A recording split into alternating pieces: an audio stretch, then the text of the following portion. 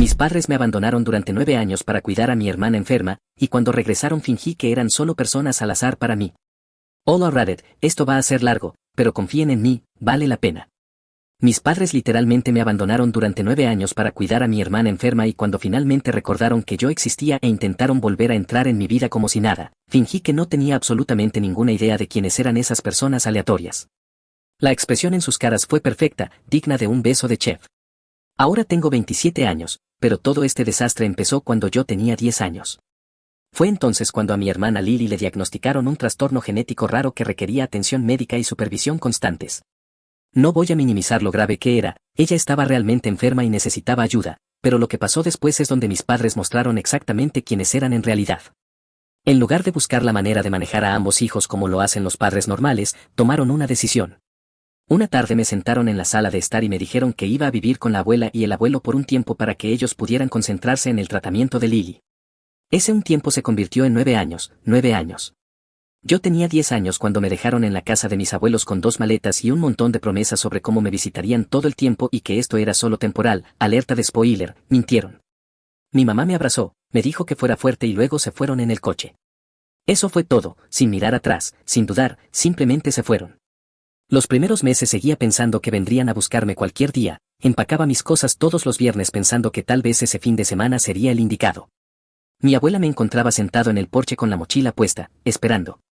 Después de unos 6 meses dejé de empacar las maletas, después de un año dejé de preguntar cuándo iban a volver, para el segundo año ya había dejado de pensar en eso durante el día. El dolor simplemente se convirtió en un ruido de fondo constante, como un tinnitus pero emocional. El 4º grado fue duro. Yo era el chico nuevo en una escuela nueva, viviendo con mis abuelos, en un vecindario donde todos los demás tenían familias normales. Los niños preguntaban por qué no vivía con mis padres y qué se suponía que debía decir, eso funcionaba muy bien con el grupo de niños de 10 años. Empecé a meterme en peleas, no porque fuera un mal chico, sino porque estaba enojado y no sabía cómo manejarlo. Algún niño decía algo sobre mis padres y yo explotaba, y al siguiente momento estábamos en la oficina del director. El abuelo tuvo que ir a buscarme 3 veces en 2 meses. Nunca me gritó, simplemente se sentaba conmigo cada vez y me explicaba que pelear no iba a arreglar nada. Fue entonces cuando el abuelo empezó a enseñarme a trabajar en autos. Todos los sábados estábamos en su garaje trabajando en algo. Al principio solo me mostraba cómo cambiar el aceite, revisar la presión de las llantas, cosas básicas, pero a medida que fui creciendo pasamos a proyectos más grandes. Reconstruimos un motor completo cuando yo tenía 13 años, nos tomó 6 meses, pero lo hicimos. Trabajar con mis manos, concentrarme en un problema que realmente podía arreglar, me ayudó más que cualquier otra cosa. Esto es lo que de verdad me duele de todo esto, mis abuelos eran buenas personas, genuinamente amables, gente decente, que dieron un paso al frente cuando su hijo y su nuera decidieron desaparecer de la vida de su propio hijo. El abuelo era un mecánico jubilado y la abuela había sido enfermera antes de retirarse. No eran ricos ni nada por el estilo, pero se las arreglaron. Me acogieron sin dudarlo, reestructuraron toda su jubilación para criar a un niño otra vez y ni una sola vez me hicieron sentir como una carga. Tenían toda su jubilación planeada, viajar, visitar amigos, relajarse después de 40 años de trabajo duro, y en lugar de eso me tuvieron a mí y nunca se quejaron.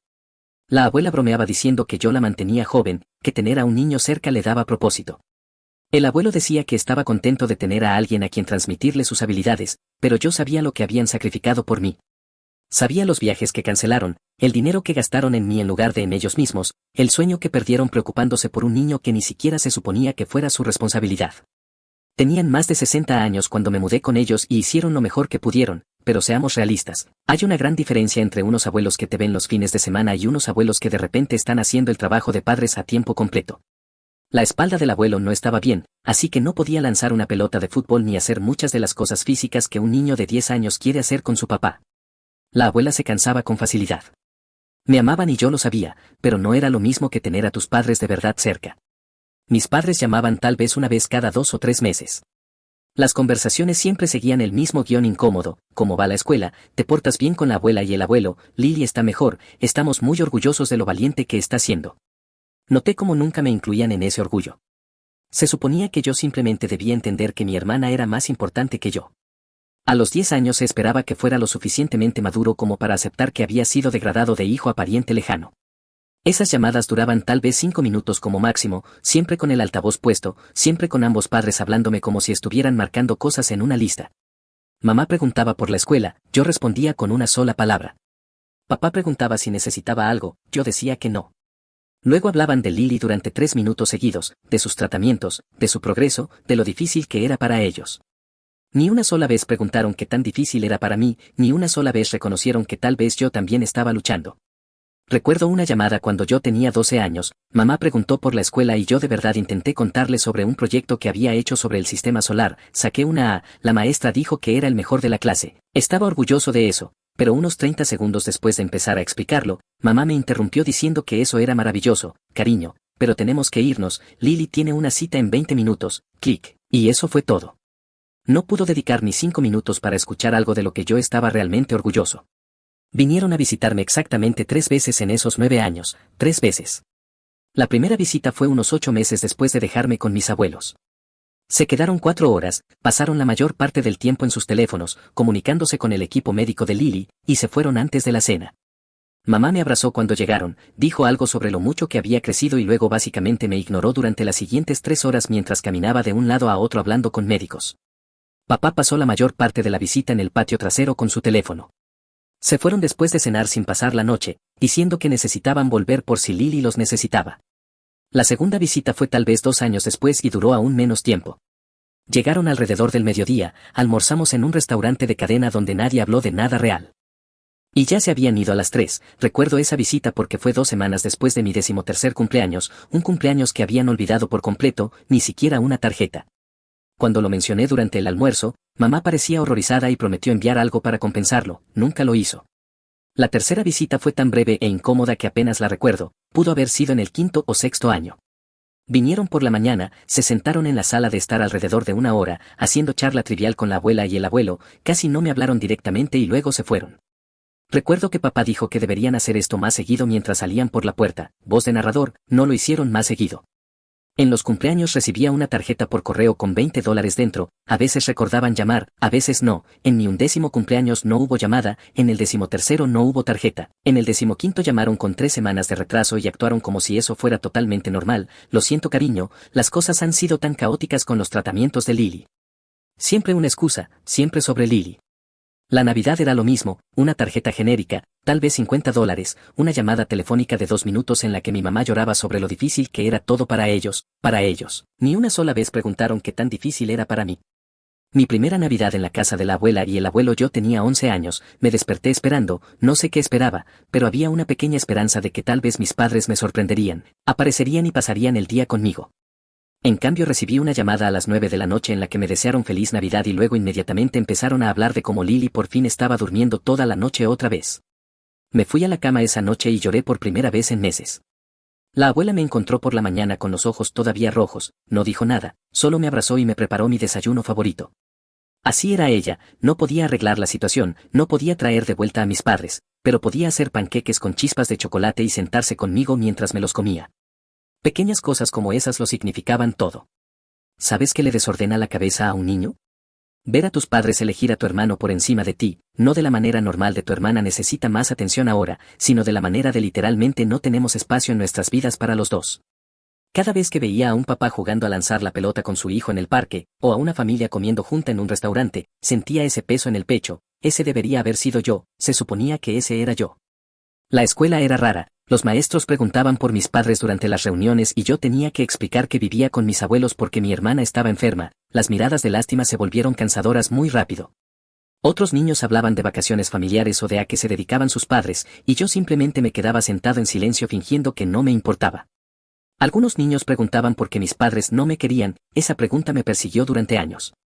Esto es lo que me salvó, mis abuelos ni una sola vez hablaron mal de mis padres frente a mí.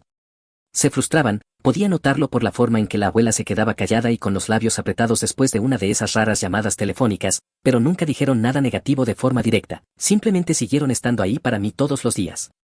El abuelo me enseñó a cambiar el aceite, arreglar un grifo que goteaba, hacer trabajos eléctricos básicos, la abuela me enseñó a cocinar, lavar la ropa, administrar el dinero. Ellos me estaban criando mientras mis verdaderos padres jugaban a la familia con un solo hijo.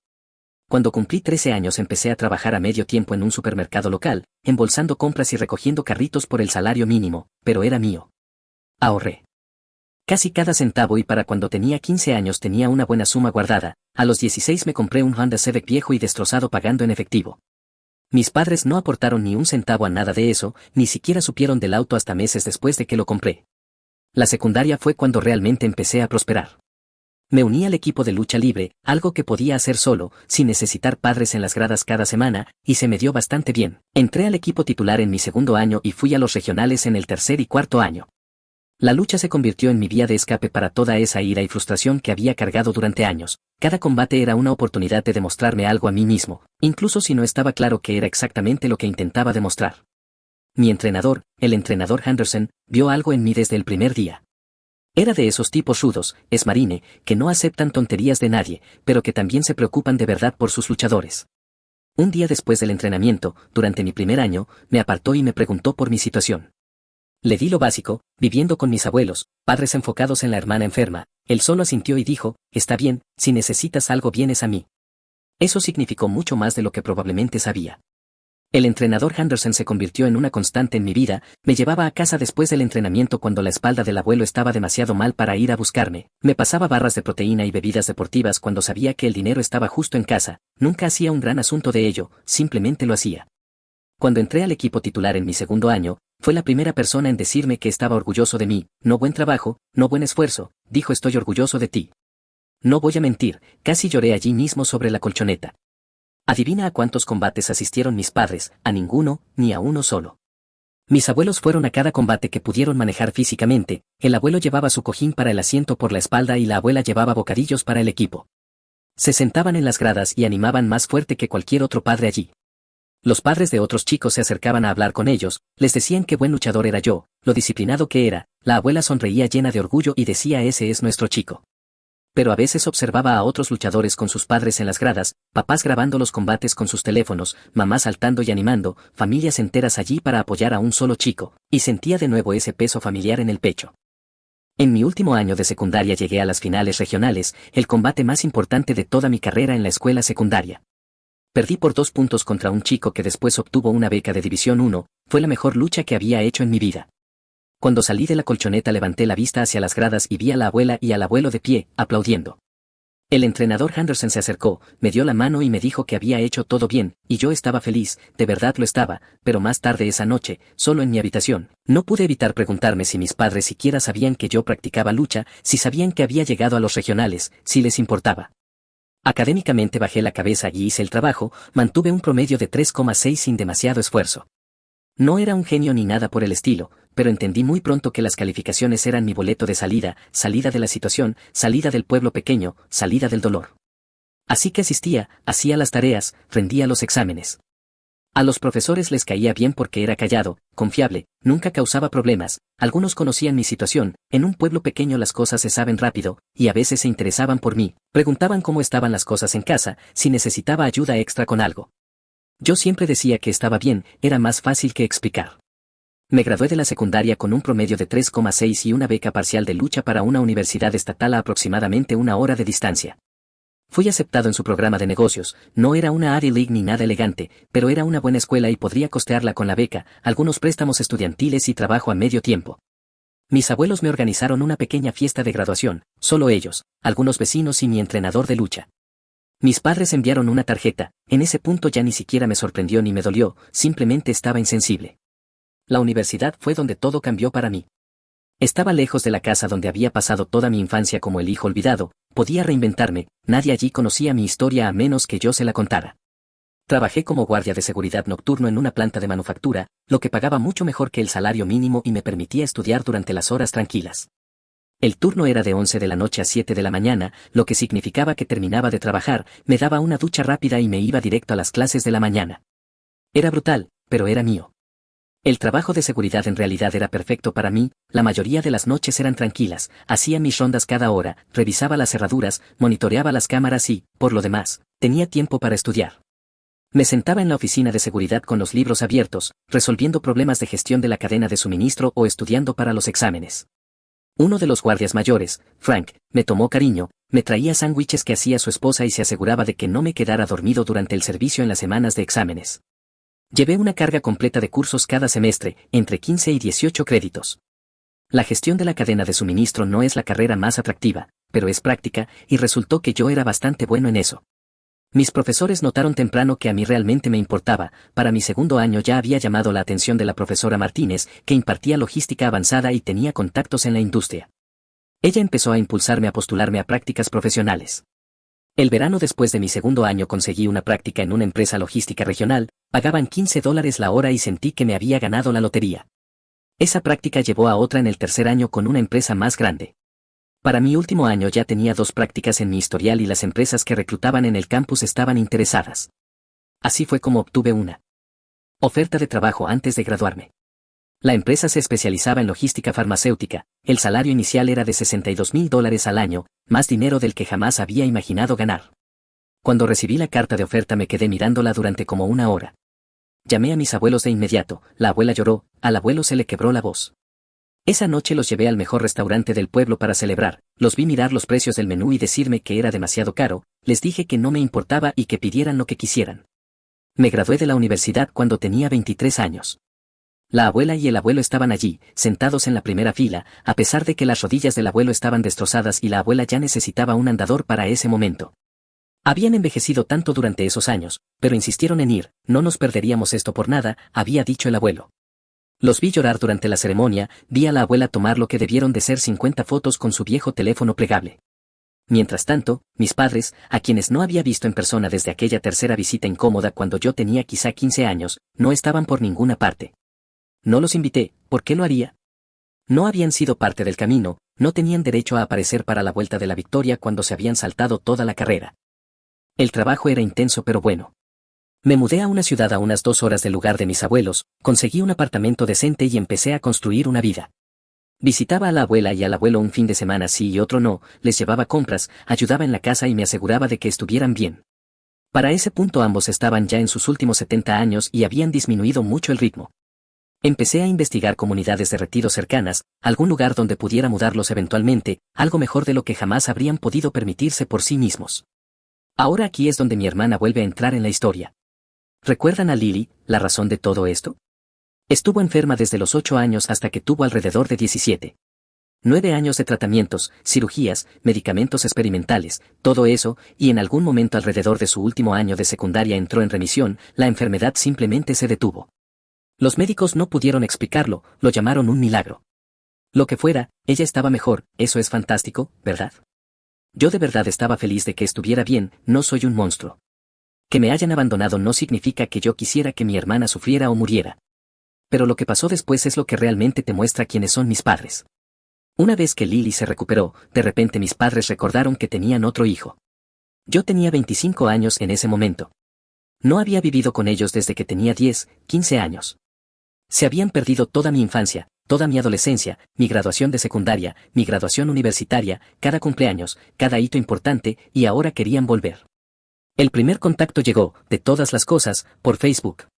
Mi mamá me envió una solicitud de amistad y un mensaje: hola cariño, soy mamá, hemos estado tratando de comunicarnos contigo, ¿podemos tener tu número de teléfono? Nos encantaría reconectar ahora que las cosas se han calmado, te extrañamos muchísimo. Me quedé mirando ese mensaje durante días.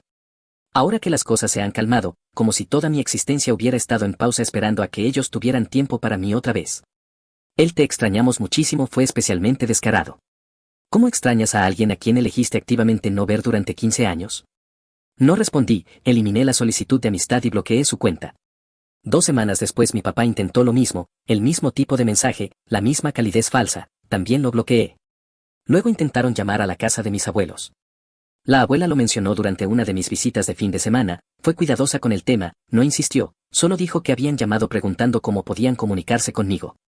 Le dije a la abuela que me pondría en contacto con ellos cuando estuviera listo. Ella sintió con comprensión. Había visto lo que su abandono me había hecho, sabía mejor que nadie que esto no era algo que pudiera arreglarse simplemente con una llamada telefónica. Pero mis padres no captaban la indirecta.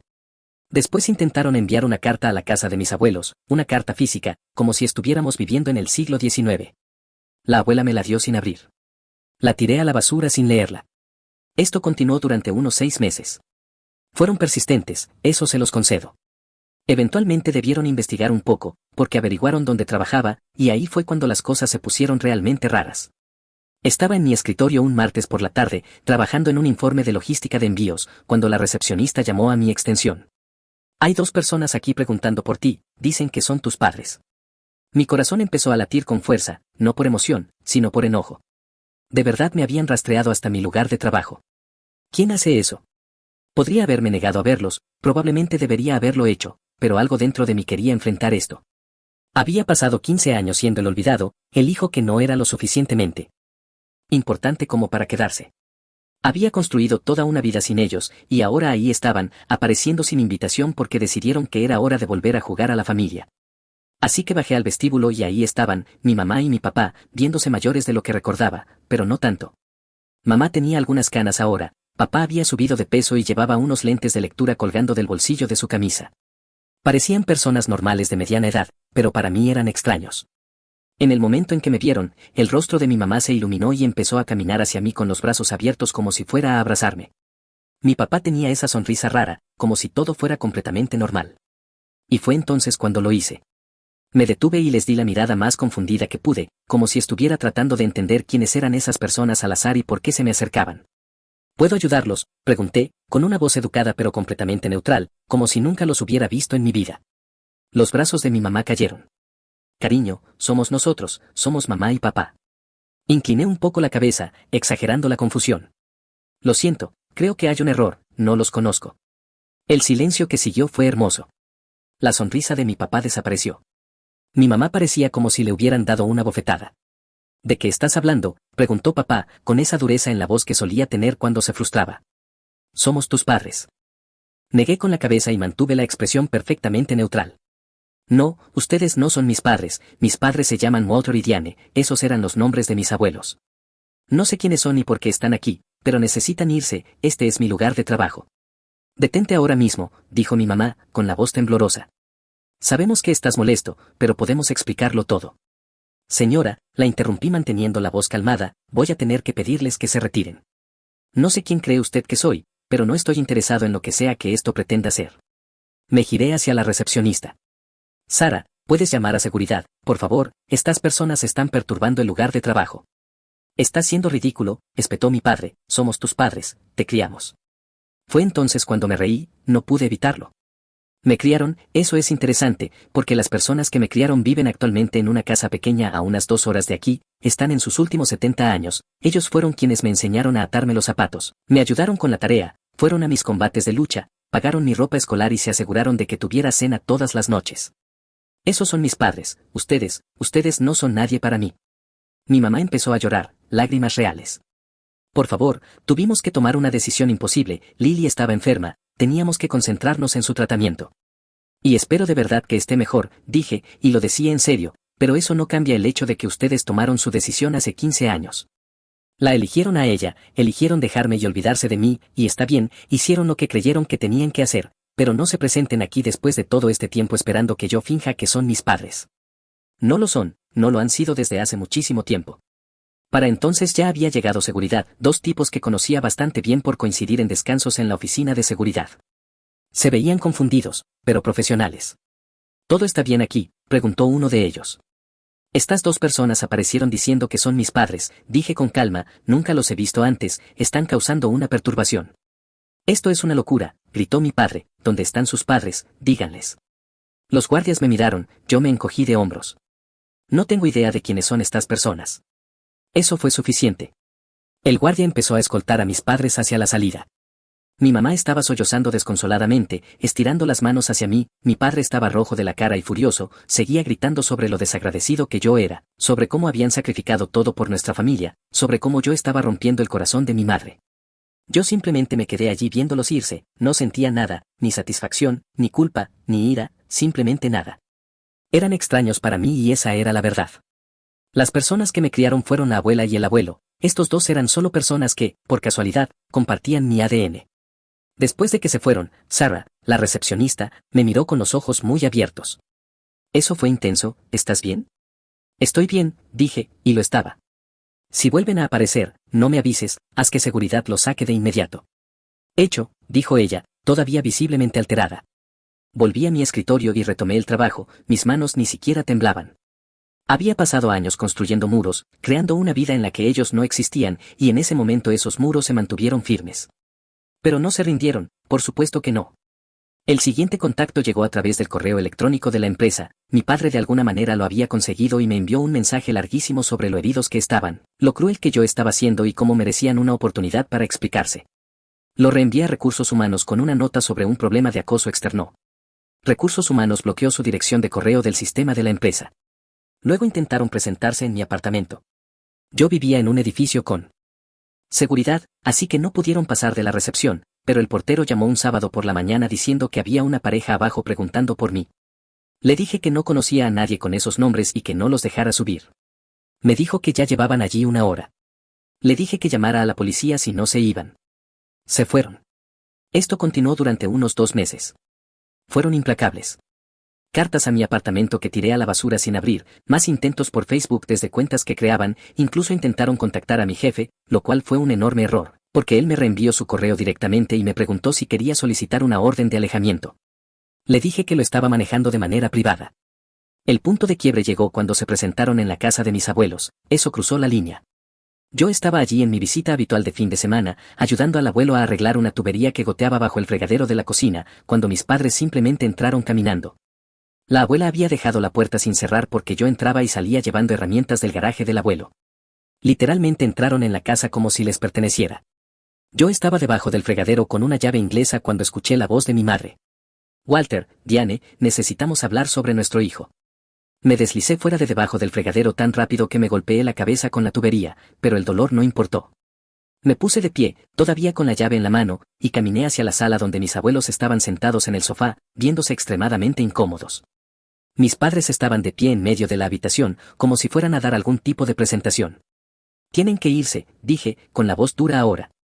No nos iremos hasta que hables con nosotros, dijo mi padre, esto ya ha durado demasiado. Les he pedido varias veces que me dejen en paz, se presentaron en mi trabajo, en mi casa y ahora aquí. Me están acosando. Váyanse antes de que llame a la policía. ¿Dónde están tus padres?, gritó mi madre, no puedes simplemente fingir que no existimos. Obsérvame, dije sacando el teléfono, estoy llamando a la policía. Tienen 30 segundos para salir de esta casa. Adelante, desafió mi padre, llámalos, les contaremos todo sobre cómo nuestro hijo desagradecido se niega siquiera a hablarnos después de todo lo que sacrificamos. Ustedes no sacrificaron nada, lo interrumpí, tomaron una decisión. Eligieron a Lily, eligieron abandonarme durante 9 años, y ahora están enfadados porque no me estoy deshaciendo en atenciones para darles la bienvenida de nuevo. No pueden hacer eso, no pueden desaparecer de mi vida durante 15 años y luego exigir que yo finja que todo está bien. Mi mamá estaba llorando otra vez. Pensamos que lo entendías, Lily se estaba muriendo. Yo tenía 10 años, mi voz salió más fuerte de lo que pretendía. Yo era un niño que necesitaba a sus padres. Y me dejaron aquí y se olvidaron de mí. ¿Tienen idea de lo que eso le hace a un niño? ¿Saben lo que se siente ver a tus padres elegir a tu hermano por encima de ti, crecer sabiendo que no eras lo suficientemente importante como para que se quedaran? Eso no es justo, empezó mi padre. Justo, me reí. ¿Quieren hablar de justicia? Hablemos de cómo me llamaron tal vez 6 veces en 9 años, de cómo me visitaron exactamente 3 veces, de cómo se perdieron mis cumpleaños, mis graduaciones, cada momento importante de mi vida, de cómo enviaban billetes de $20 y tarjetas como si eso compensara no estar presentes, de cómo nunca preguntaron cómo estaba yo, cómo me iba en la escuela, si estaba bien. Siempre se trató de Lily, siempre. Ella estaba enferma, gritó mi mamá, ¿qué se suponía que debíamos hacer? Ser padres para los dos, le grité de vuelta, buscar soluciones, pedir ayuda, había opciones que no implicaban abandonar por completo a un hijo, pero tomaron el camino fácil, se enfocaron en un solo niño y borraron al otro de su vida porque era más simple. Bueno, felicitaciones, obtuvieron exactamente lo que querían, tuvieron un solo hijo en quien concentrarse y ahora que ella está mejor no pueden simplemente recargar el archivo guardado y continuar conmigo como si nada hubiera pasado. La habitación quedó en silencio. Mis abuelos estaban sentados allí, devastados, nunca me habían escuchado hablar de todo esto en voz alta, lo había guardado dentro durante tanto tiempo. Lo sentimos, susurró mi mamá, lo sentimos mucho, pensamos que estábamos haciendo lo mejor. ¿Lo mejor para quién?, pregunté, porque desde luego no fue lo mejor para mí. Y sabes qué es lo más retorcido de todo, ni siquiera los culpo por haberse enfocado en Lily cuando estaba enferma, lo entiendo, ella los necesitaba, pero lo que no puedo perdonar es que me borraran por completo. Podrían haber visitado más, llamado más, estar presentes de alguna forma, pero no lo hicieron, eligieron no hacerlo y esa elección tiene consecuencias. Por favor, dijo mi padre, y por primera vez sonó genuinamente roto, estamos tratando de arreglar esto. No pueden, dije con sencillez, lo hecho está. No pueden devolverme mi infancia, no pueden devolverme esos años, no pueden deshacer el daño de crecer sintiéndote completamente no deseado por tus propios padres. Así que sí, cuando aparecen ahora pidiendo que los deje volver a entrar, los voy a tratar como los extraños que son, porque eso es lo que son para mí. Eso no es verdad, soy mi mamá, somos tu familia. No, dije señalando a mis abuelos, ellos son mi familia, ellos son los que me criaron, los que estuvieron presentes todos los días, los que sacrificaron su jubilación para cuidar a un niño del que no tenían por qué hacerse cargo. Ellos son mis padres en todo lo que realmente importa, ustedes solo son donantes de ADN que se vieron superados y se fueron. Saqué el teléfono otra vez. Estoy llamando a la policía ahora, tienen una última oportunidad de irse por su propia voluntad. Mi padre agarró del brazo a mi madre, vámonos, esto no está funcionando. Mientras se dirigían hacia la puerta, mi mamá se giró una vez más. ¿Y Lily, no quieres conocer a tu hermana? Eso me detuvo. Ni siquiera había pensado en Lily en todo esto. ¿Cuántos años tiene ahora? ¿17, 18? Acaba de cumplir 18 el mes pasado, dijo mi mamá en voz baja. Entonces es una adulta. Si ella quiere ponerse en contacto conmigo puede hacerlo, pero esa es su decisión, no la de ustedes, y para que conste, no la culpo por nada de esto, era una niña enferma que necesitaba ayuda, nada de esto es su culpa, pero eso no cambia el hecho de que no tengo ninguna relación con ella, también somos extraños. Después de eso se fueron. La abuela se levantó de inmediato y me abrazó, me derrumbé en sus brazos, llorando por primera vez en años por todo. El abuelo estaba sentado con lágrimas corriéndole por el rostro, sabían que todo esto estaba bajo la superficie, pero escucharme decirlo en voz alta fue diferente. Hiciste lo correcto, dijo el abuelo finalmente, al defenderte. Después de ese día, mis padres finalmente parecieron entender el mensaje. Los intentos de contacto se detuvieron, no más apariciones, no más correos electrónicos, no más cartas, solo silencio.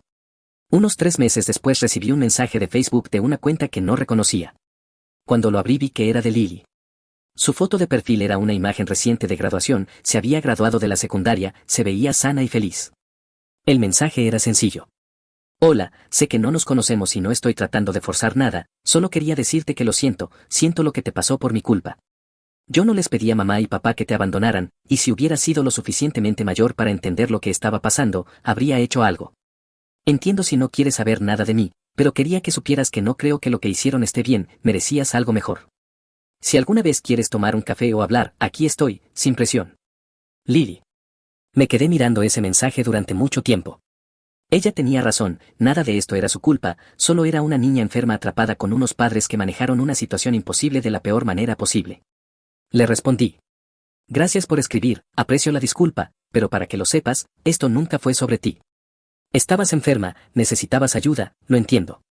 Lo que no pude superar fue que mamá y papá me sacaran por completo de sus vidas en lugar de encontrar una manera de estar para los dos. No tengo resentimientos hacia ti en particular, pero tampoco te conozco realmente, somos esencialmente extraños que comparten ADN. Si quieres tomar un café algún día y solo hablar, estoy abierto a eso, pero no busco tener de repente una relación con mamá y papá a través de ti, esa puerta está cerrada. Ella respondió casi de inmediato. Lo entiendo y no soy mensajera de ellos. Tengo mis propios problemas con la forma en que manejaron todo esto. Honestamente me gustaría tomar un café si te parece, solo nosotros, sin expectativas. En cuanto a mis padres, no he hablado con ellos desde ese día en la casa de mis abuelos. Intentaron algunas veces más después de eso a través de Lily, quien los detuvo cada vez, él dijo que la puerta está cerrada y no me voy a meter en el medio, les decía a ella según lo último que supe. Por lo que escuché, se mudaron a una casa más pequeña en otro pueblo. Al parecer habían gastado tanto dinero en la atención médica de Lily a lo largo de los años que estaban bastante ajustados económicamente. Ambos siguieron trabajando, pero entre las facturas médicas y probablemente el hecho de que básicamente vivieron para un solo hijo durante una década, no tenían mucho ahorrado. Estaban considerando trabajar hasta finales de sus 60 años, quizá incluso principios de sus 70. Mi prometida dijo que iba a llevar a su hermana al concierto en lugar de a mí, que ella lo merecía más, que había comprado esas entradas para su cumpleaños, así que la dejé ir a divertirse mientras yo desmantelaba todo lo que había entre nosotros y cuando regresó a casa y vio lo que había hecho perdió la cabeza. All Reddit, mi prometida decidió llevar a su hermana al concierto con las entradas que yo compré para su cumpleaños. No dije nada, solo esperé hasta que se fue e hice lo que tenía que hacerse. Ella volvió a casa y encontró el apartamento vacío y una nota. Déjenme retroceder un poco para que entiendan cómo terminé aquí. Me llamo Jensen, tengo 28 años y soy hombre. Crecí en un vecindario de clase trabajadora a las afueras de Cleveland. Mi padre era maquinista y trabajó en la misma fábrica durante 32 años, mi madre era enfermera de urgencias y hacía turnos dobles para asegurarse de que nunca nos faltara nada. Me enseñaron dos cosas que se me quedaron grabadas: trabajar duro y no dejar que nadie te trate como un felpudo. Mi padre solía decir que el respeto no se da, se establece. Le enseñas a la gente cómo tratarte por lo que toleras. Yo creía que lo había entendido, pero resultó que saber algo y vivirlo de verdad son dos cosas muy distintas. Trabajo en logística y coordinación de la cadena de suministro para una empresa regional de distribución. Paso mis días gestionando horarios de carga, negociando tarifas con transportistas, rastreando envíos a través de 3 zonas horarias y solucionando problemas que ocurren cuando los camiones se averían en medio de la nada. Era un trabajo estresante, del tipo que te saca canas a los 25 años, pero pagaba bien, ganaba alrededor de $75,000 al año, lo que en nuestra ciudad significaba que podía permitirme un sólido apartamento de 2 habitaciones en un vecindario decente y aún así ahorrar dinero para el futuro. Conocí a Fiona en la boda de un amigo 4 años antes del incidente. Ella era dama de honor, yo conocía al novio de la universidad.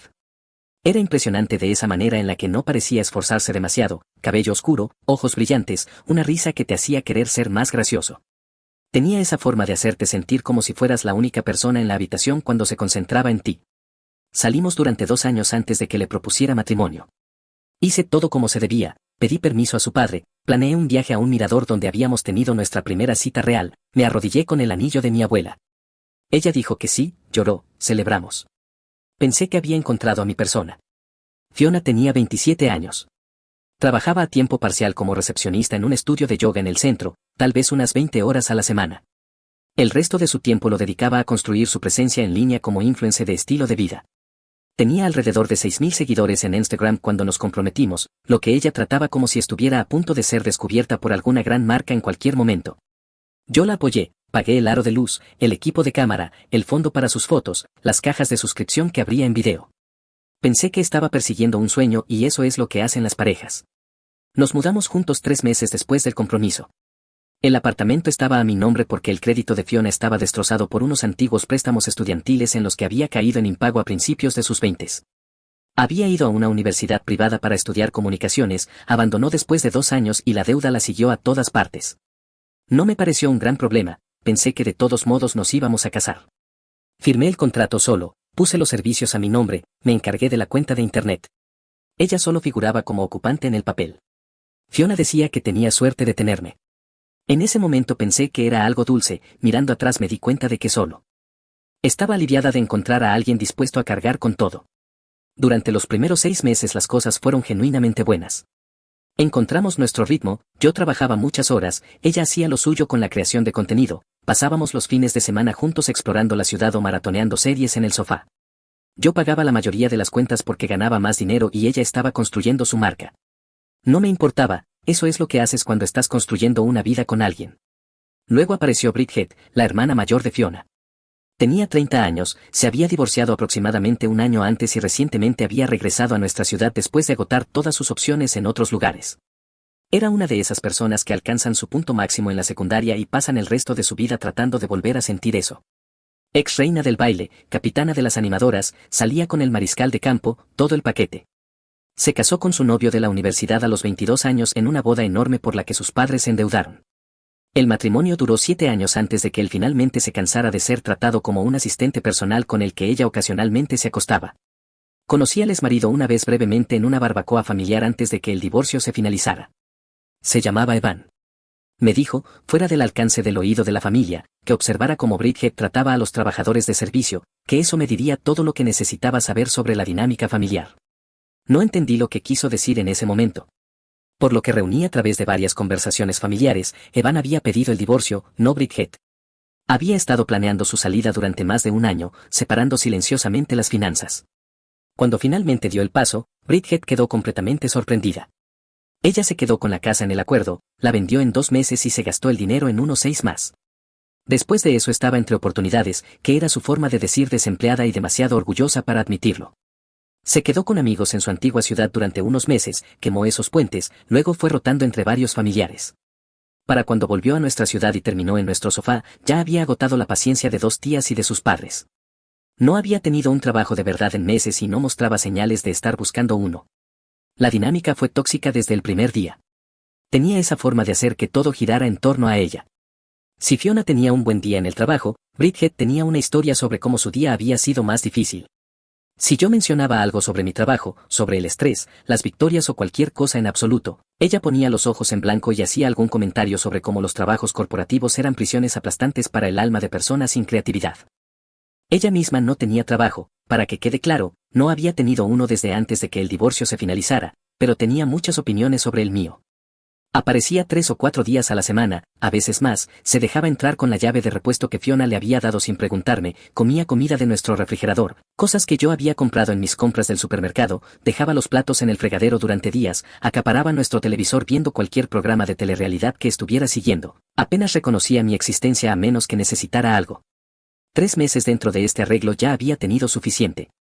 Esperé hasta una noche en la que Bridget se fue y aparté a Fiona. Mira, dije manteniendo la voz calmada, entiendo que es tu hermana y que está pasando por un mal momento, pero esto lleva meses, está aquí todo el tiempo, come nuestra comida, usa nuestros servicios. Podemos quizá poner algunos límites, como un horario para las visitas o un plazo para que encuentre su propio lugar. El rostro de Fiona se volvió frío de inmediato. Es familia, Jensen, está pasando por el peor momento de su vida, su matrimonio se derrumbó, perdió su casa, no puedo creer que estés siendo tan egoísta. No estoy siendo egoísta, estoy pidiendo límites básicos. Ayer se comió un pollo asado entero ella sola, eso se suponía que era la cena para 2 noches. Estás siendo mezquino, es solo comida. Estoy siendo práctico, se supone que estamos ahorrando para una boda, hablamos de un anticipo para el lugar el próximo mes, no puedo ahorrar dinero cuando estoy alimentando a 3 personas con un solo ingreso mientras ella no aporta nada. Así que esto es por dinero, bien, dijo cruzándose de brazos, muy bien. Es por respeto, mantuve la voz firme aunque quería gritar. Ella no respeta nuestro espacio, nuestro tiempo ni nuestra relación, hace comentarios sobre mi trabajo, deja sus cosas por todas partes, nunca da las gracias por nada. Fiona no respondió durante un largo momento y luego me lanzó la frase que debería haberme hecho salir corriendo. Si de verdad me amaras, entenderías que la familia siempre va primero, siempre. Bridget no va a estar aquí para siempre, solo necesita tiempo para volver a ponerse de pie. Si no puedes manejar apoyar a mi familia durante un momento difícil, entonces tal vez no te conozco tan bien como creía. Lo dejé pasar, ese fue mi primer gran error, no porque estuviera equivocado, sino porque dejé que ella retorciera límites razonables y los convirtiera en algún tipo de defecto de carácter. Así es como empieza, te prueban con cosas pequeñas, ven que estás dispuesto a tolerar y luego empujan un poco más y un poco más. Una vez, unos 5 meses después, Bridget tomó prestado mi coche porque el suyo estaba en el taller, dijo que lo necesitaba para una entrevista de trabajo. Más tarde descubrí que no había ninguna entrevista, había conducido 40 millas para reunirse con algún tipo de un chico de una aplicación de citas, acumuló una multa de estacionamiento en el centro y devolvió mi coche con la luz de la gasolina encendida. Cuando mencioné la multa, se rió y dijo que probablemente yo podía permitírmela. Nada cambió después de mi conversación con Fiona, si acaso la presencia de Bridget empeoró. En mi trabajo había un tipo llamado Owen, tenía unos 40 años, trabajaba en relaciones con proveedores y era una de esas personas que parecían conocer a todo el mundo en un radio de 3 estados. 20 años en la industria logística significaban que tenía contactos en todas partes, empresas de transporte, gerentes de almacén, autoridades portuarias, operadores de recintos, lo que fuera. Si había una conexión que hacer, Owen probablemente ya la había hecho durante un almuerzo en alguna conferencia del sector. Más importante aún, Owen era un tipo genuinamente bueno. Me había tomado bajo su ala cuando empecé en la empresa, cuando todavía era un chico de 24 años. Almorzábamos juntos al menos una vez por semana y esas conversaciones a menudo eran la mejor parte de mi día. Owen también había pasado por su propio divorcio unos 8 años antes. Su exesposa le había sido infiel con su socio comercial y las consecuencias casi lo destruyeron, se reconstruyó, se volvió a casar con una mujer que realmente lo apreciaba y salió del otro lado con mucha sabiduría ganada a pulso sobre las relaciones. Nunca dijo nada directamente sobre Fiona y Bridget, pero podía notar por la forma en que levantaba las cejas durante mis historias que veía hacia dónde iba todo esto mucho antes que yo. Unas 6 semanas antes del cumpleaños de Fiona, Owen y yo estábamos almorzando en este lugar de tacos cerca de la oficina. Mencioné que estaba intentando encontrar entradas para ver a Medna Araco, eran esta banda indie de synth pop que había estado bajo tierra durante años antes de que su tercer álbum se volviera viral. Fiona estaba obsesionada con ellos, ponía su música constantemente, tenía su póster en nuestro apartamento, seguía a cada miembro en las redes sociales. Estaban haciendo un solo show en nuestra ciudad como parte de su gira y las entradas se habían agotado literalmente en minutos. Los revendedores pedían $700 u $800 por entrada, lo cual era una locura para una banda de la que la mayoría de la gente no había oído hablar 2 años antes. Owen se recostó en su silla. Mi cuñado trabaja en seguridad de eventos en ese recinto, déjame hacer una llamada. Le dije que no se molestara, pero Owen ya estaba enviando mensajes. Una semana y media después, Owen lo logró, 2 asientos en el piso, no VIP pero con buena ubicación, por $450 en total, valor nominal, en un mercado donde los revendedores estaban estafando a la gente por 3 veces esa cantidad. Esto era enorme. Ni siquiera me dejó pagarle por haber hecho las llamadas. Seguro con esto, me preguntó cuando me entregó las entradas, gran gesto para alguien que tiene a la hermana de su prometida acampada en su sofá. Le dije que estaría bien, que esto se trataba de Fiona y de mí, no de Bridget. Owen solo asintió, pero podía notar que no se lo creía. Dijo que verme intentar navegar esta relación era pago suficiente. Guardé las entradas en secreto durante 3 semanas. El concierto estaba programado para el sábado posterior al cumpleaños de Fiona, lo cual caía en miércoles. Mi plan era dárselas en su cumpleaños real para que tuviera unos días para emocionarse. Haríamos toda una noche especial, cena en su restaurante favorito antes, el concierto, quizá postre después en ese lugar en la azotea que llevaba tiempo queriendo probar. Solo nosotros dos, sin Bridget. Una verdadera cita nocturna por primera vez en meses. Llegó el miércoles, salí del trabajo temprano, pasé por su pastelería favorita y compré un pastel pequeño. Tenía las entradas impresas dentro de un sobre con una tarjeta que había escrito yo mismo, algo simple sobre cuánto la amaba y lo mucho que esperaba compartir esa experiencia juntos. Llegué a casa alrededor de las 5 de la tarde. Bridget estaba allí, por supuesto que estaba. Estaba tirada en mi sofá con lo que estoy bastante seguro era la bata de Fiona, desplazándose por su teléfono con los pies sobre mi mesa de centro. Ni siquiera levantó la vista cuando entré. Fiona estaba en el dormitorio maquillándose para una cena de cumpleaños que habíamos planeado con amigos más tarde esa noche. Hola, dije dejando el pastel y deslizando el sobre la cómoda, feliz cumpleaños, abre este primero. Lo tomó con curiosidad y cuando sacó las entradas toda su cara se iluminó, ojos muy abiertos, boca abierta, sorpresa genuina. No puede ser, asientos en el piso para Med Narako, están agotados en todas partes, ¿cómo conseguiste esto? Conozco a alguien, dije disfrutando su reacción. Pensé que podríamos hacer una noche de verdad, cena antes, el concierto, quizá tomar un postre después en ese lugar de la azotea que querías probar. Saltó y me abrazó durante unos 30 segundos, quizá 45. Todo se sintió como antes, como si realmente fuéramos una pareja que se amaba, en lugar de 2 personas cumpliendo con la rutina mientras su hermana se comía toda nuestra comida. Entonces Bridget apareció en la puerta. ¿Qué pasa?, preguntó apoyándose en el marco con esa expresión molesta. Jensen me consiguió entradas para Med Narako, dijo Fiona levantándolas, asientos en el piso para el sábado. El rostro de Bridget pasó por toda una secuencia que vi en tiempo real, sorpresa, luego celos, luego algo que me hizo tensar el estómago. Se separó del marco de la puerta y se acercó, incluso tomando una de las entradas de la mano de Fiona para mirarla. Dios mío, susurró, sabes que me muero por verlos, ¿verdad? Recuerda que escuchábamos su primer álbum en mi coche en la secundaria antes de que fueran famosos, esto era lo nuestro. Vi cómo ocurrió el cambio. Los ojos de Fiona se movieron entre su hermana y yo. Recuerdo que dijo lentamente que recordaba, capté la mirada que intercambiaron, pero no dije nada porque supuse que ni siquiera Fiona sería tan descarada. Estaba completamente equivocado. La conversación ocurrió 2 días después, el viernes por la noche. Yo estaba en la cocina preparando la cena, pasta con una salsa cremosa de tomate hecha desde cero, pan de ajo, ensalada César. Bridget había estado yendo todos los días desde el cumpleaños, lo cual no era inusual, pero el ambiente era distinto. Ella y Fiona tenían estas conversaciones en voz baja que se detenían en el segundo en que yo entraba a la habitación. Alrededor de las 7 de la tarde Fiona entró en la cocina. He estado pensando en mañana, empezó apoyándose en la encimera. Yo removía la salsa. ¿Qué pasa con eso? Bridget lo está pasando realmente mal ahora mismo, lo del divorcio, no tener su propio lugar, la búsqueda de trabajo que no lleva a ningún lado, ha estado muy decaída últimamente, vale, y sabes cuánto ama a Med Narako, eran su banda favorita antes de ser la mía, ella fue quien me metió en su música en la secundaria. Dejé la cuchara y me giré para mirarla. Podía sentir a dónde iba esto.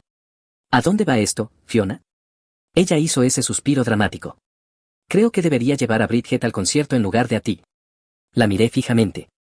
Ella lo necesita más que tú, continuó, tú ni siquiera conoces todas sus canciones, solo vas a quedarte ahí parado mientras Bridget y yo realmente conectamos con la música. Ella ha pasado por tanto y esto podría mejorar mucho su ánimo, necesita una victoria. Me apoyé en la encimera y crucé los brazos. Déjame asegurarme de que entiendo bien, dije. Gasté $450 en entradas para tu cumpleaños, pedí un favor a un compañero de trabajo que se esforzó por ayudarme, planeé una cita para nosotros, y tú quieres llevar a tu hermana en mi lugar. Lo estás haciendo sonar peor de lo que es. ¿Cómo debería sonar?, resopló molesta. Es mi regalo, yo debería decidir qué hago con él, y si de verdad me amaras, querrías que lo pasara lo mejor posible. Bridget lo apreciará más que tú, ella realmente entiende la música. Sentí que algo se movía en mi pecho, como si todo finalmente encajara después de haber mirado una imagen borrosa durante 2 años. ¿Y qué hay de lo que yo quiero?, pregunté. ¿Qué hay del hecho de que yo quería pasar esta noche contigo, de qué planeé esto para que realmente tuviéramos tiempo juntos? No seas egoísta, Jensen, Bridget es familia, es sangre. Tú y yo podemos hacer otra cosa en otro momento. Ahí estaba, yo siempre estaría por debajo de su hermana, el tipo que pagaba las cuentas y compraba los regalos clasificado por debajo de la mujer que no aportaba nada y lo tomaba todo. Algo simplemente se apagó dentro de mí. Está bien, dije. Me giré de nuevo hacia la estufa. Llévate a Bridget, si eso es lo que quieres, adelante. Ella parpadeó sorprendida por lo rápido que cedí. ¿De verdad, estás bien con eso? Sí. Corrió hacia mí y me abrazó por detrás. Yo me quedé ahí rígido, mirando la salsa burbujear en la estufa. Muchas gracias, sabía que lo entenderías, eres el mejor. Ya estaba sacando su teléfono para enviarle a Bridget las buenas noticias. No dormí esa noche, no por tristeza, sino porque estaba planeando. Verás, aquí está lo que Fiona no sabía, o no se molestó en pensar, el apartamento estaba a mi nombre, el contrato de arrendamiento también. Los servicios, el internet, todo. Cuando nos mudamos juntos, su crédito estaba demasiado arruinado como para figurar en algo oficial, ella solo era una ocupante. Yo le había preguntado temprano al hermano de Owen, que era abogado, sobre mi situación, solo quería asegurarme de no estar haciendo nada estúpido, y me dijo que estaba en terreno firme, aunque me recordó que cada situación es diferente. El anillo de compromiso también seguía siendo legalmente mío, ella había insistido en que lo tasáramos y lo agregáramos a su póliza de seguro, pero yo fui posponiendo el papeleo, diciendo que lo haría la semana siguiente. El anillo era una reliquia familiar, el diamante de mi abuela montado de nuevo en una banda nueva, mi madre me lo había dado con el entendimiento de que, si el compromiso no funcionaba, volvía a la familia. Valía alrededor de $8,000 y en ese momento estaba en el joyero de Fiona. El sábado por la mañana llamé al trabajo diciendo que estaba enfermo. Fiona estaba en el estudio de yoga hasta el mediodía cubriendo el turno de alguien. Bridget estaba donde quiera que Bridget estuviera cuando no estaba en mi sofá. Preparé café, me senté en la mesa de la cocina con un blog legal y empecé a hacer llamadas. La primera llamada fue a Owen. Le conté lo que había pasado. Hubo un largo silencio al otro lado. Lo hizo, dijo Owen finalmente, se lleva a su hermana, la hermana que ha estado viviendo en su sofá gratis durante 8 meses. Soltó un suspiro lento. ¿Qué necesitas? Necesito saber si el primo de tu esposa todavía administra ese complejo de apartamentos del lado este, el de los contratos mes a mes. 3 horas después había firmado un contrato de arrendamiento para una unidad de un dormitorio que empezaba ese mismo día. El primer mes más el depósito de seguridad salieron en alrededor de $1,900. Escribí el cheque sin pestañear. La segunda llamada fue a mi arrendador. Nuestro contrato actual había pasado a mes después del primer año, lo que significaba que podía salir con 30 días de aviso. Llamé a Dominique, le expliqué que necesitaba salir ya y ofrecí pagar un mes completo de renta como penalización, además de perder mi depósito de seguridad. ¿Estás seguro de esto?, preguntó Dominique, suena bastante definitivo. Estoy muy seguro. Hubo una pausa. Tendré el lugar en lista para el martes, llaves en el buzón para la noche del domingo. La tercera llamada fue a una empresa de mudanzas que se especializaba en trabajos urgentes, servicio el sábado por la noche mientras ella estuviera en el concierto, 3 hombres, 4 horas, $1,100. Luego estaba el anillo. Fiona tenía la costumbre de quitárselo cuando se duchaba, lo guardaba en su joyero sobre la cómoda, justo al lado de los frascos de perfume y el exhibidor de pendientes. Esperé hasta que ella estuvo en el baño preparándose para el concierto, entré al dormitorio, abrí el joyero y tomé el anillo de mi abuela. Me lo metí en el bolsillo y salí. Ella nunca se dio cuenta. La tarde se hizo eterna. Fiona iba de un lado a otro del apartamento probándose distintos conjuntos, haciendo videollamadas con Bridget para coordinar sus looks. Se probó 3 vestidos diferentes antes de decidirse por el negro que yo le había comprado para nuestra cena de aniversario 6 meses antes. Yo me senté en el sofá fingiendo ver la televisión, repasando mentalmente todo lo que había en el apartamento que me pertenecía, el sofá, el televisor, la mesa del comedor y las sillas, la estructura de la cama y el colchón, el equipamiento de la cocina, todo era mío. Las aportaciones de Fiona al lugar eran su ropa, su maquillaje, sus esterillas de yoga y el montón de cosas que Bridget había acumulado durante 8 meses de ocupar el lugar. Ella llegó alrededor de las 5 de la tarde. Entró sin llamar como siempre y apenas me miró. ¿Lista?, le preguntó a Fiona. Fiona salió del dormitorio, tomó su bolso y se dirigió a la puerta. Se detuvo y me miró en el sofá. Probablemente comamos algo después del concierto, así que no nos esperes. Hay sobras en el refrigerador. Que se diviertan, dije. Fue la última diversión que iba a tener a mi costa. El equipo de mudanza llegó a las 6:30 de la tarde, exactamente cuando les había dicho. 3 hombres en un camión de caja blanco. El capataz era un tipo grande llamado Re, que parecía a alguien que había cargado 1000 apartamentos y ya nada lo sorprendía, barba gris, antebrazos como troncos de árbol. Los encontré en el estacionamiento y estreché manos. Entonces, ¿cuál es el trato?, preguntó Ra mientras caminábamos hacia el edificio, solo para saber con qué estamos trabajando. Se lo conté y luego los guié por el apartamento, señalando que se iba y que se quedaba. Todo excepto las cosas de ese rincón, dije, señalando las pertenencias de Fiona, eso se queda, todo lo demás se va. Re miró el montón y luego recorrió el resto del apartamento con la mirada. Solo el sofá probablemente vale más que todo eso junto. Lo sé. Trabajaron rápido. En 90 minutos la sala de estar quedó desmantelada, el sofá fuera, el televisor fuera, la mesa de centro, el mueble de entretenimiento, las estanterías, todo cargado en el camión. Luego el comedor, la mesa, las sillas, la bonita lámpara que había comprado para reemplazar la fea que venía con el apartamento. Para las 9 de la noche, el lugar parecía la escena de un crimen, paredes vacías, marcas de polvo donde antes había muebles. Las únicas cosas que quedaban eran las pertenencias de Fiona y una silla plegable que dejé en medio de la sala. Hice una última revisión, revisé cada cajón, cada armario, cada gabinete, asegurándome de no haber dejado atrás nada que importara. Luego llegué al baño y me llevé las toallas buenas. Las que había comprado en una tienda de artículos para el hogar cuando nos mudamos. Me llevé la cortina de la ducha, me llevé la alfombrilla del baño y el papel higiénico, porque acababa de comprar un paquete de 24 la semana anterior y no iba a dejar eso atrás. Me senté en la encimera de la cocina, la única superficie que quedaba en el apartamento, y escribí la nota en el reverso de una factura vieja de electricidad. Fiona, ella puede quedarse con las entradas y tú puedes quedarte con la vida que en realidad querías. El contrato de arrendamiento está terminado, Dominique estará aquí el lunes a las 9 de la mañana para la inspección final. Tienes hasta entonces para sacar tus cosas. No me contactes. El compromiso se acabó. El anillo pertenece a mi familia y ha vuelto a donde corresponde. Buena suerte. Jensen. Dejé la nota junto a sus llaves, luego cerré la puerta con llave, bajé las escaleras y dejé mis llaves en el buzón de Dominique. Conduje hasta mi nuevo apartamento, desempaqué lo esencial, pedí comida china de un lugar que entregaba hasta tarde, me senté en mi sofá en mi nueva y silenciosa sala de estar y comí pollo kung pao mientras bloqueaba todos los números que se me ocurrían, Fiona, Bridget, su madre, su tía a la que había conocido una vez en Acción de Gracias, todos los amigos en común que pudieran intentar hacer de mediadores. Luego apagué el teléfono y me fui a dormir. El mejor sueño que había tenido en 2 años.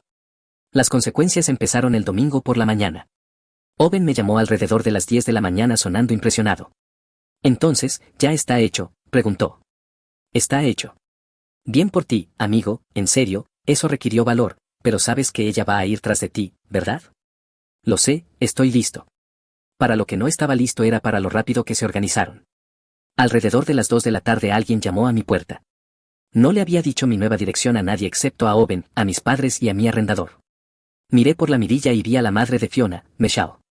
No abrí la puerta. Sé que estás ahí dentro, Nathan, golpeó otra vez más fuerte. Necesitamos hablar sobre lo que le hiciste a mi hija. Está sentada en un apartamento vacío sin muebles y sin a dónde ir. Así no manejan los problemas los adultos responsables. Me quedé en silencio. Los golpes continuaron durante unos 10 minutos.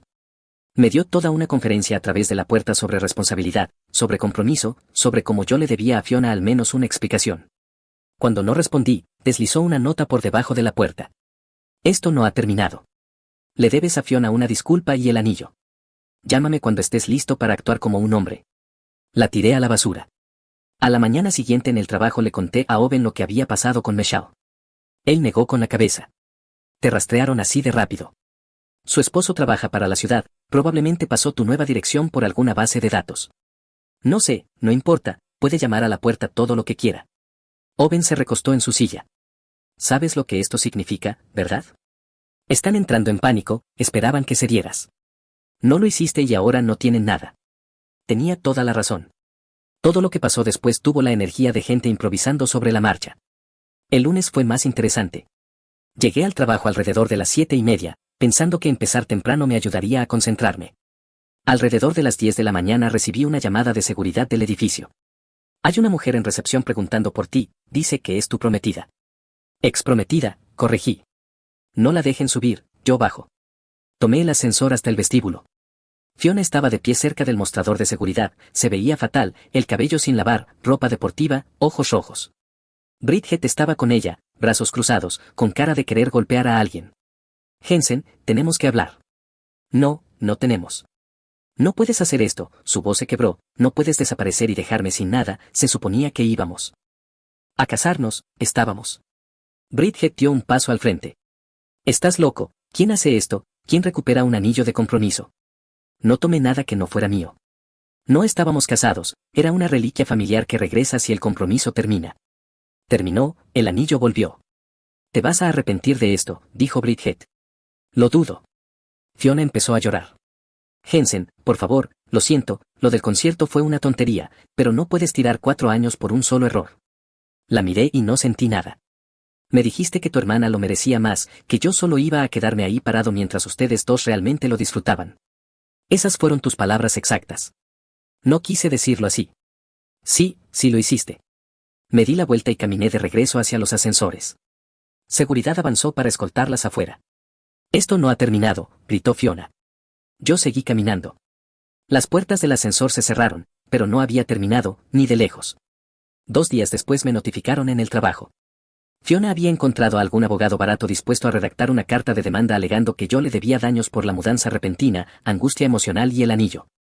El hermano de Owen la revisó y me llamó esa misma tarde. Esto es basura. El anillo es un regalo condicionado, la condición no se cumplió. El apartamento estaba a tu nombre, no tiene nada. Envió una carta de respuesta que señalaba educadamente que yo tenía 8 meses de recibos documentados de supermercado y pagos de servicios que podían presentarse fácilmente como apoyo a su hermana desempleada. La demanda desapareció en menos de una semana, pero Bridget no había terminado de ser un problema. Aproximadamente una semana después del episodio del vestíbulo, empecé a recibir llamadas raras en el trabajo. Alguien llamaba a la línea principal, pedía hablar conmigo y colgaba cuando transferían la llamada. Pasó 4 o 5 veces antes de que nuestra recepcionista, Dana, viniera furiosa. Hay una mujer que no deja de llamar preguntando por ti, me dijo Dana, no da su nombre, no deja mensaje, suena bastante hostil, la verdad. Tenía una idea bastante clara de quién era. Bridget no tenía nada más que tiempo y, al parecer, decidió gastarlo haciendo mi vida laboral molesta. Luego empezó lo de las redes sociales. Fiona publicó una larga diatriba en Instagram sobre parejas narcisistas y abandono emocional. No usó mi nombre directamente, pero dejó suficientes detalles como para que los amigos en común lo averiguaran en cuestión de horas. La publicación obtuvo alrededor de 200 me gusta y una avalancha de comentarios comprensivos de personas que solo conocían su versión. Algunas personas de nuestro grupo de amigos en común se pusieron en contacto para pedirme mi lado de la historia, les di la respuesta corta y la mayoría lo entendió de inmediato, un par pensó que reaccioné de más, un tipo al que apenas conocía me envió un mensaje largo sobre cómo necesitaba trabajar en mis habilidades de comunicación, también lo bloqueé. La cosa con estas situaciones es que algunas personas siempre van a tomar el otro lado pase lo que pase, ya han decidido quién es el villano y nada les cambia la opinión, dejé de preocuparme por lo que pensaran. Lo último ocurrió durante los 2 meses siguientes, Owen me mantuvo informado a través de su red, Fiona y Bridget se habían mudado con su madre Michelle, que tenía un condominio de 2 habitaciones que nunca estuvo pensado para alojar a 3 mujeres adultas más todas sus cosas, el arreglo iba más o menos como era de esperarse, es decir, fue un desastre total. Luego Owen me llamó con algo que me alegró todo el mes, ¿recuerdas a mi cuñado que trabaja en seguridad en el recinto? Me dijo, hablé con él en una cena familiar anoche, escuchó toda la historia de lo que pasó en el concierto. ¿Qué pasó? Bridget hizo que las echaran, Owen estaba claramente disfrutando esto, al parecer durante la 3ª o 4ª canción decidió que los asientos de pista no eran suficientes. Intentó colarse en la zona VIP pasando la barrera y la atraparon de inmediato, cuando la detuvieron perdió la cabeza, empezó a gritar que conocía gente, que ese trato era inaceptable, modo Karen total. Me recosté en la silla con el teléfono pegado a la oreja, estás bromeando, mejora, continuó, seguridad la escoltó afuera, Fiona intentó calmar la situación, intentó disculparse, pero Bridget no dejaba de hablar, siguió escalando todo hasta que finalmente echaron a las 2 del recinto, dieron quizá 4 o 5 canciones antes de que todo se fuera al demonio, se perdieron toda la segunda mitad del show, se perdieron el encore, se perdieron todo. Me reí, condujeron hasta allá, siguió Owen, se sentaron durante el telonero, pasaron quizá unos 20 minutos del show real y luego el ego de Bridget hizo que echaran a las 2 antes de que la banda siquiera entrara en ritmo. El karma tiene sentido del humor, dijo Owen, supongo que sí. 2 semanas después me encontré con Fiona en una cafetería cerca de mi antiguo vecindario, no fue a propósito, solo estaba tomando algo antes de una reunión, ella estaba sentada sola en una mesa junto a la ventana, mirando su teléfono con la expresión de alguien que se había quedado sin opciones, levantó la vista y me vio, Por un momento ninguno de los dos se movió, luego se levantó y se acercó. ¿Podemos hablar, solo un minuto? La miré, se veía cansada de una forma que el café no iba a arreglar, la rabia del vestíbulo había desaparecido, cualquier pelea que le quedaba se había desgastado en algún punto del camino. Un minuto, dije. Salimos afuera, el aire otoñal estaba frío y ella se abrazó a sí misma. No estoy aquí para pedirte que vuelvas, dijo, sé que eso ya terminó, solo quería decir que lo siento, de verdad esta vez, no porque quiera algo, solo porque te lo debo. Esperé. Bridget es Bridget, siempre ha sido así, honestamente, toma y todo se lo permiten porque pelear con ella es agotador, dejé que pasara por encima de mi relación porque tenía miedo de perder su aprobación, porque es mi hermana mayor. ¿Qué cambió? Me echó. Fiona se rió, pero no había humor en ello. Nos quedábamos en casa de mi mamá y Bridget empezó a salir con un tipo que conoció en una aplicación de citas. Una semana después él se mudó al condominio de mi mamá, empezó a dormir en la sala. Cuando me quejé Bridget me dijo que estaba celosa porque ahora estaba soltera y no podía soportar verla feliz. No dije nada, mi mamá se puso de su lado, dijo que yo estaba siendo difícil, dijo que Bridget necesitaba apoyo en este momento, así que me fui, estoy quedándome con una compañera de trabajo del estudio, estoy tomando turnos extra en un segundo trabajo para poder pagar un depósito para mi propio lugar, básicamente estoy empezando desde cero. Nos quedamos allí un largo momento, dos personas que solían planear un futuro juntas y que ahora eran solo extraños con historia. Por lo que valga, dijo, tenías razón en todo, simplemente no podía verlo hasta que estuve del otro lado.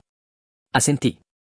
Ella volvió a entrar, yo me quedé allí un segundo, viéndola sentarse otra vez sola en su mesa, sacó su teléfono y empezó a desplazarse, probablemente buscando apartamentos que no podía pagar o trabajos que no le devolverían la llamada. Me subí a mi coche y conduje a mi reunión, no pensé más en ella hasta que me senté a escribir esto. Eso fue hace unos 3 meses. Sigo en el apartamento de un dormitorio en el lado este, es pequeño pero es mío y la única persona que se come mi comida soy yo. Owen me ayudó a conseguir un ascenso en el trabajo, coordinador senior con un equipo a mi cargo, ahora gano alrededor de un 15% más y por primera vez en años realmente disfruto el trabajo. Empecé a correr de nuevo por las mañanas, algo que había dejado de hacer porque Fiona se quejaba de que nos quitaba tiempo, ahora me levanto a las 5:30, hago 3 millas por el vecindario, me ducho y estoy en mi escritorio a las 7 realmente queriendo estar allí. Es increíble lo que pasa cuando nadie te está drenando antes de que el día siquiera empiece. La semana pasada Owen me envió una captura de pantalla del Facebook de su esposa, el nuevo novio de Bridget había publicado una queja pública sobre la hermana loca de su novia que aparecía sin avisar y armaba drama. Al parecer Fiona finalmente había empezado a plantarse frente a las tonterías llenas de derecho de Bridget y Bridget estaba perdiendo la cabeza por eso. La misma dinámica que arruinó mi relación ahora se estaba desarrollando en el mundo de Bridget y Fiona finalmente era quien ponía límites en lugar de dejarse pisotear, bien por ella, honestamente, algunas lecciones solo se aprenden por las malas. Todavía tengo el anillo de mi abuela, volvió a la familia, a salvo en la casa de mis padres, donde pertenece, quizá algún día se lo dé a alguien que realmente lo merezca, alguien que entienda que familia no significa dejar que la gente te trate como basura, pero por ahora estoy bien, mejor que bien. Fiona eligió a su hermana por encima de mí, así que yo me elegí a mí mismo por encima de las dos, el mejor intercambio que he hecho en mi vida.